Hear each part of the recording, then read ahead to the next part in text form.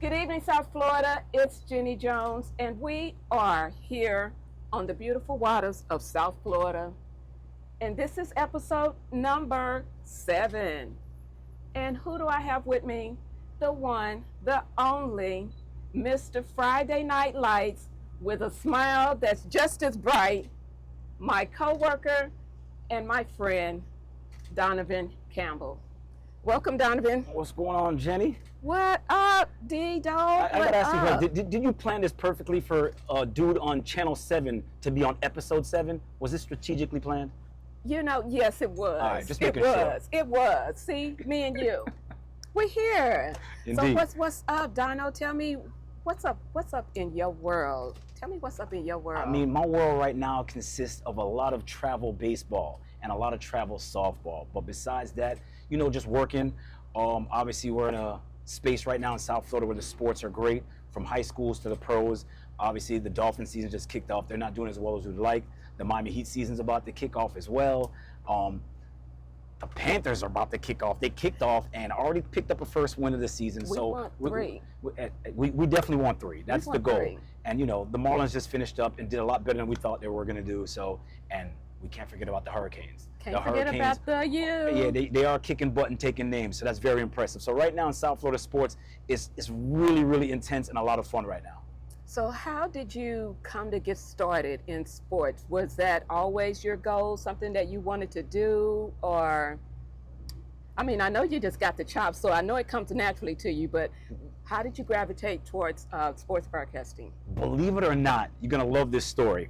So I was in the military for 3 years, and one day I'm sitting in the barracks, and I'm laying in there, and I'm watching the movie Cool Runnings. A lot of people might not know this, but Jamaican. My parents are Jamaican. Oh. So I'm sitting there in the barracks, and I'm watching Cool Runnings. I'm like, oh my God, these are the fakest Jamaican accents I ever heard in my life.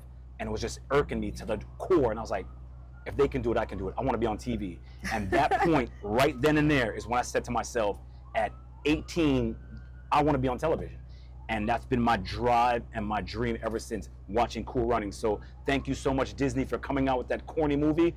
You guys inspired me for wanting to be on television. And I've always loved sports. I played baseball in high school. I played other sports, but baseball is my favorite sport. Hence why my kids play baseball and softball now. And they're good. Thank you. And they're good. But that was my inspiration of wanting to be on television. So you put the two together, sports and me wanting to be on television. There was no better marriage than being a sportscaster. And like I said, you got the natural chops because you got the gift of gab. Now, I was reading a little bit about you, and I saw that you made a stop at Wsvn, and more importantly, what we have in common is we both did a little stint at the Sun Sentinel. I don't know where were you when you did your stint in Sun Sentinel? Were you here in South Florida? I was here in South Florida. There used to be a Sun Sentinel in downtown Fort Lauderdale. I worked there. Okay, so that's where I worked. So I worked with the guys over there, and some of the guys I still know to this date. I was an agate clerk.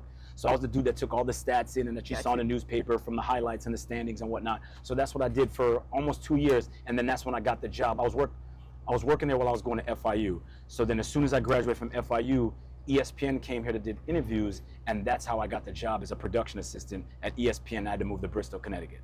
Ah, okay.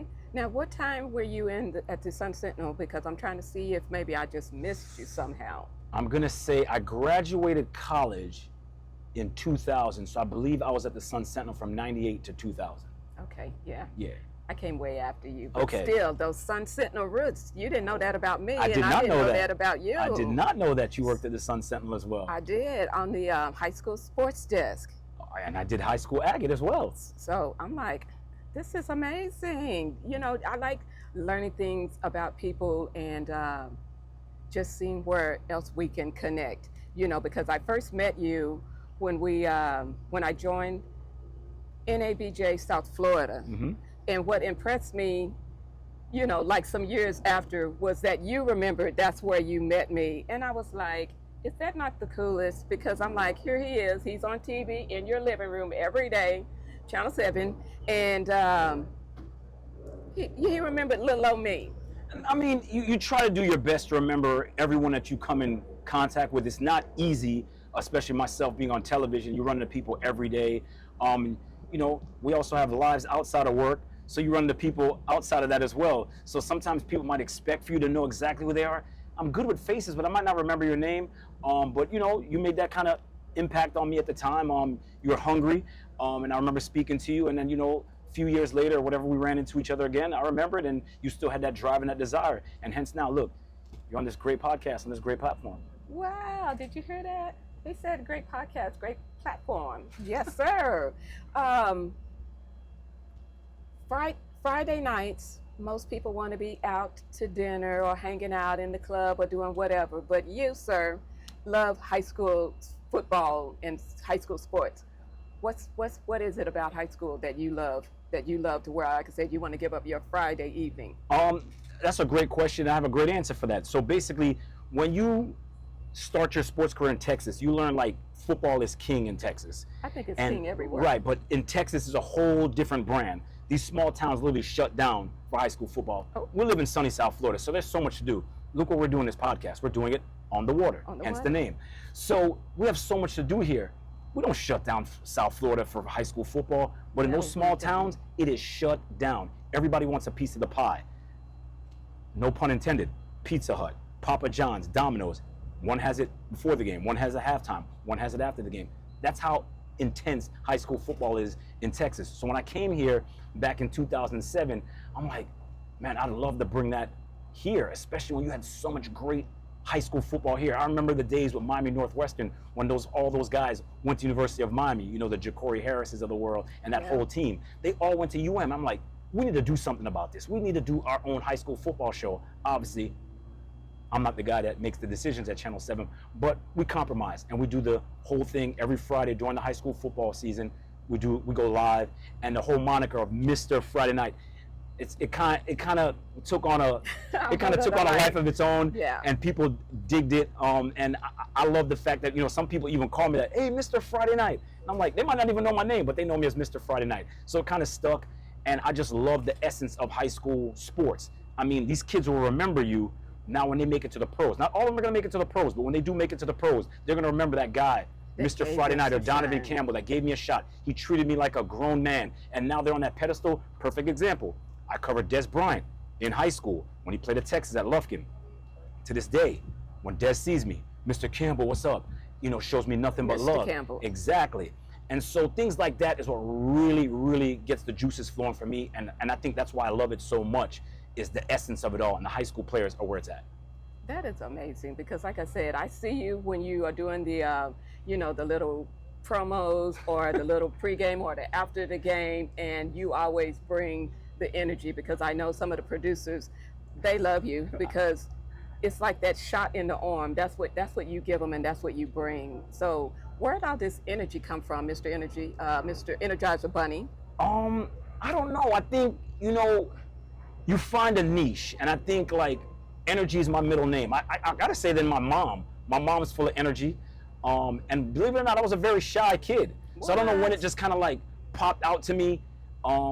I think one day, you know, I mean, if I want to be honest, I think it really popped out my 21st birthday. I was kind of I wouldn't say a goody-goody two-shoes, but I didn't drink alcohol until my 21st birthday. I think you still a little bit of goody-goody. And so my 21st birthday, I realized like, whoa, this is not bad. And you know, it brought on a different confidence in me. They call it courage juice, and I can see why they call it that. I felt like I broke out of my shell when I turned 21, and I would say that energy has really sparked off since then. So a combination of my mom and my 21st birthday, hence Mr. Friday Night, Donovan Campbell. And show him the pearly whites, because Mr. Friday Nights. You brought up your mom. Is she where you get your fashion sense from? Or, because I know, I see her, she's laying it down, she's drip, drip, drip, drip, drip. I have to say that Margie is 100% where I get my fashion from.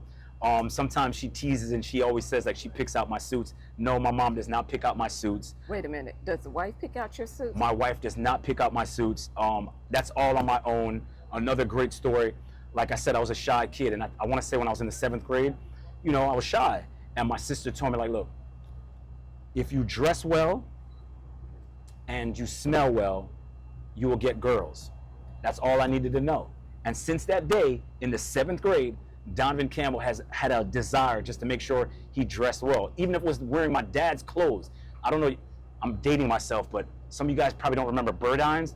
They used to sell these shirts called ID shirts. And they were like the coolest thing ever, but they didn't come in my size. And I would wear my dad's clothes, and it was fly to me, and I wore his clothes, and he would make sure I looked clean going to school. So it started then. You guys can do the math, but yeah, in the 7th grade at HD Perry Middle in Miramar. So fresh and so clean. And I see you brought the South Florida flavor with the colors. You got the pinks and the oranges and the blues, and you just ready. You just fly. So come on, I'm on the water. Of course. It's all about this right here. I knew I was talking on the water. I had to represent. I couldn't wear some bland colors. I had to come correct. So, but if he's doing real talk, I told him like, I need for you to represent like you do on a regular, but just make sure that you represent. Don't come up in here with no sweats and none of that. And you did tell me that, but you really didn't have to tell me that. This is what I do. I know. But the pros, do you you still enjoy it? I mean, after all these years, you're doing it, you still enjoy it? I mean the big 4 majors, or is there a favorite sport that you enjoy really it. like? I mean, I do enjoy it. Think about it. What better job do you have than, kind of what I do? So many people want to do it. It is a tough job. It is a hard business to break into. But once you get into it, it's like, what better job is there than being a sportscaster? I couldn't see myself doing hard news. I don't think my personality can fit hard news. Yeah, no. So I mean, unless you did TIFF, like an early morning show. I could do that but I wish it was more like a coffee cup, like a Good Morning of America type of thing. I think that's more my style, to have more fun. Right. But sports is just so much fun, and I always tell athletes, when I see them out and about, listen, bro, don't get in trouble. I do not want to report doom and gloom. So make sure you guys stay safe, because that's not what I want to do. I'm not a Twitter warrior and things like that. So I don't want to sit here and say, oh, such and such was at XYZ club doing this. That's not my job. My job is not to snitch on people what they're doing. My job is to report sports that's entertaining. I want to entertain. Like ESPN stands for entertainment, the first E in ESPN, and that's what we all want. We just want to entertain our viewers by all means. All of the nonsense. Right, the nonsense. Because that's why we watch sports, to be entertained, to have fun, to watch somebody doing it at the highest level and celebrating them and with them when they score that touchdown and do the dance. Correct. Or when they come up with the cute little skits that they do together. I love it. And what I really am loving right now, Michael Irvin. He's enjoying himself right now on those UM sidelines for sure.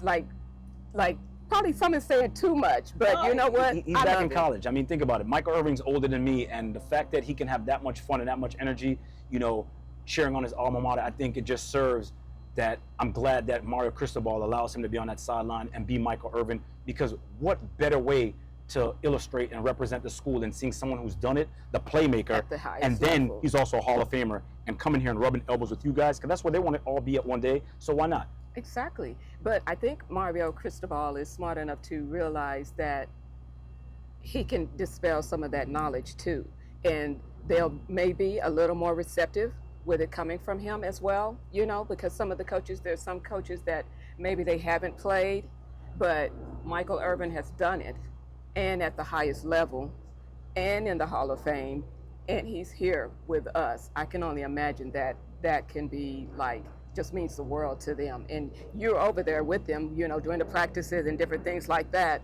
What are the kids saying to you about Michael Irvin being on the sideline?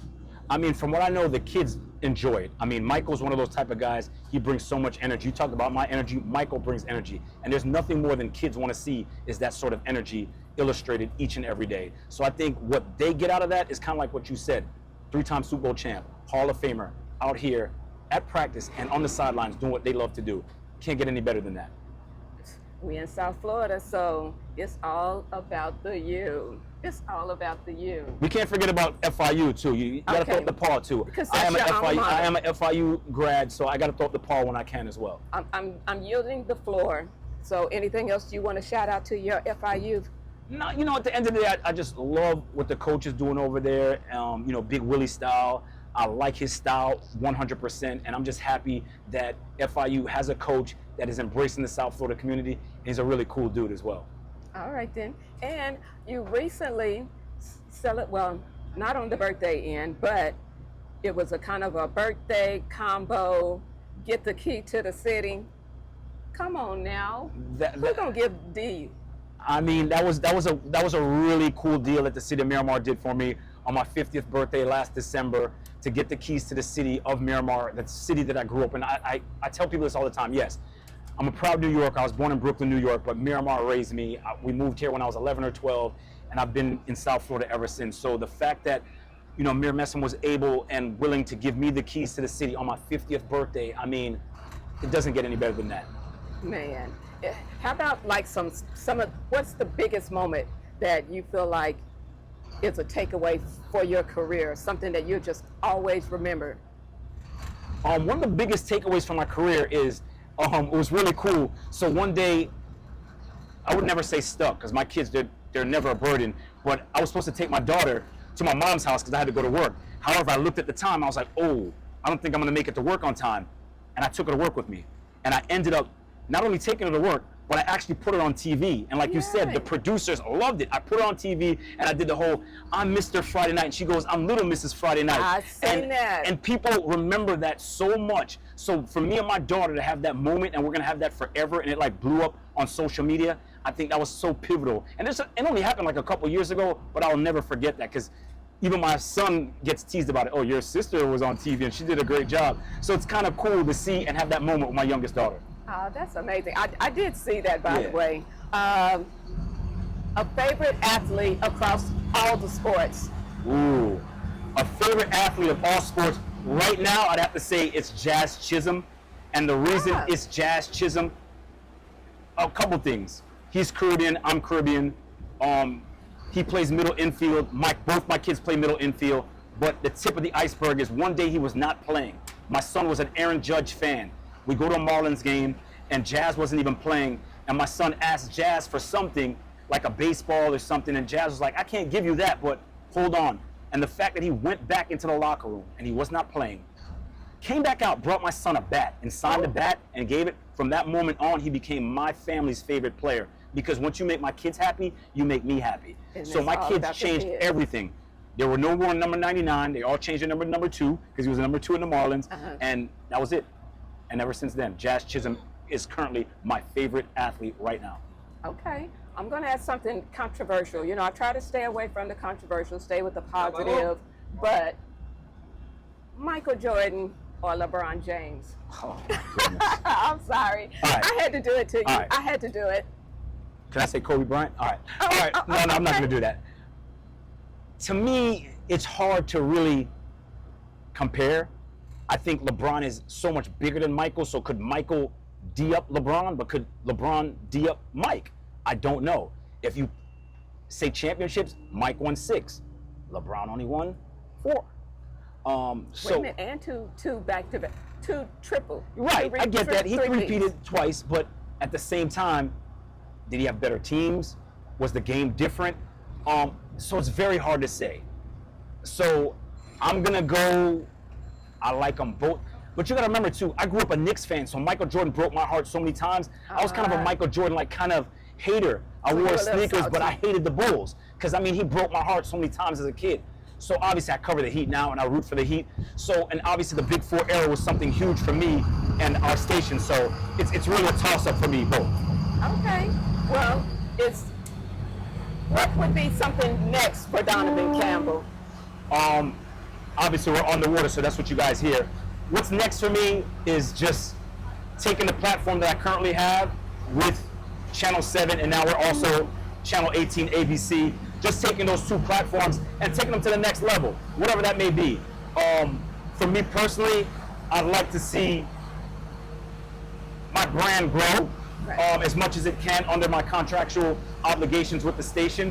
But that's what I'd like. I'd like to see my brand grow a little bit in any capacity, whether that being on social media and so forth, because I think that's another avenue right now that we all need to build on, and it's the social media aspect. Because people can get their news quicker there. So what, how has that made it a challenge for you to try to maybe not necessarily break the stories, but, you know, to be more involved in putting some of the good things out there when they've already told it? And you hate to follow up behind them, you know, and try to rehash, but how does it change your creativity?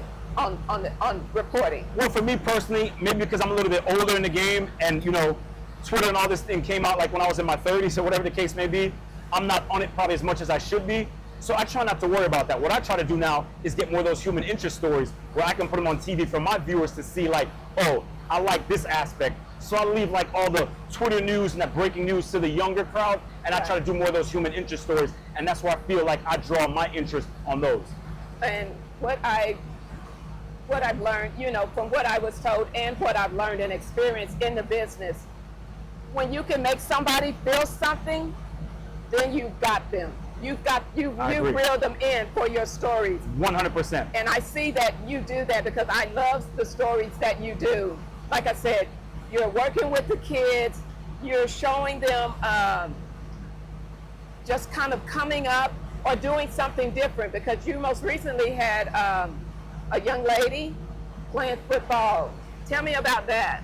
I mean, when I heard about the story, I was like, hold on. She's playing high school football, which is at the highest level in South Florida, and she wasn't the kicker or the backup quarterback. She was actually playing defensive end. Oh. And I was just like, oh, I have to get that story. And I definitely wanted to get it before anybody else locally in the market. Gotcha. I mean, you can't compete with a newspaper because they're on beats, and but the fact to get it on TV first, that was important to me, and to do it the way I want to do it. She's in the gym, out squatting some of the boys, and she's playing a tough position. She's a defensive end, so she's trying to rush the quarterback. Obviously, there's some challenges for her, but the fact that she had to know it all and the toughness to want to do that, I can dig it, and I was happy to do that story. Do you think maybe time will evolve to where she'll get to do that on the next levels? I'm going to be honest, it's going to be very tough, because at the end of the day, a woman is a woman, and she's more of a girly girl too as well. So, I mean, it's going to be tough for a woman to play that kind of a physical sport on a consistent basis, especially you're talking about now the college level and the pro level. And you got to remember too, at the end of the day, you have a lot of men who can't handle women thriving and maybe handling them. And I think they're going to go at it a little bit too hard, especially at the higher level. Gotcha. So I think it would be a little bit difficult, just to be honest. But it can happen.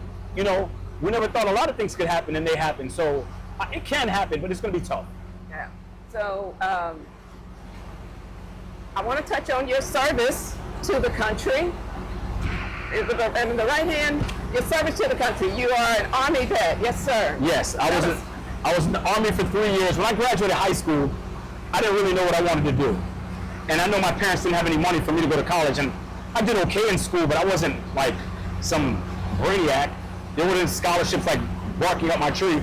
So I went the military route, got the Montgomery GI Bill when I came out. I'm ready now.